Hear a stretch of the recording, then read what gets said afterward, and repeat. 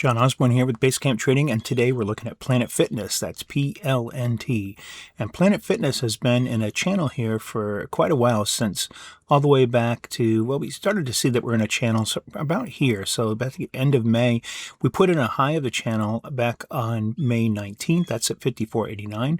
And we've got support down in this area here at 48.89. And what's important here is that we are going to close above that high. We want to get a close above 54.89. Right now, it's about 3:18 in the afternoon on Monday, July 20th. And the close is at 55.07. It's very important to close above 54.89. If we close above 54.89, then we have a long way to go to the next resistance because of this gap fill that's back here. And that would take us all the way up to this close up here.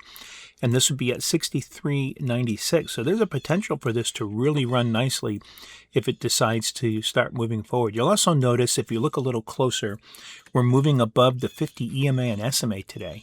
So that'll be a nice bonus if we can get that to go and close above there. So again, we're looking to close above 54.89. If so, we're going to watch to see if we can move our way up to that next resistance up at 63.96. Now, if it doesn't close above there, then all bets are off. That becomes what's called the run-on stops. But if it does close above there, I'll be watching for it to keep moving, and we'll see if it can get the energy to go. The only thing that's really potentially hurting us here is value charts has gotten extended today.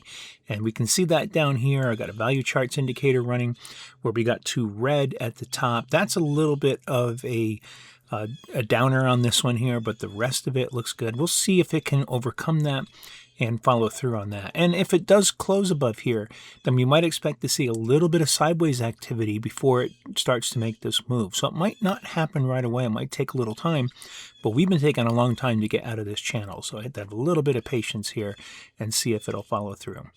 If you like this kind of analysis, check out our offer to get 30 days worth of analysis as part of a trial. Look for more information in the comments below.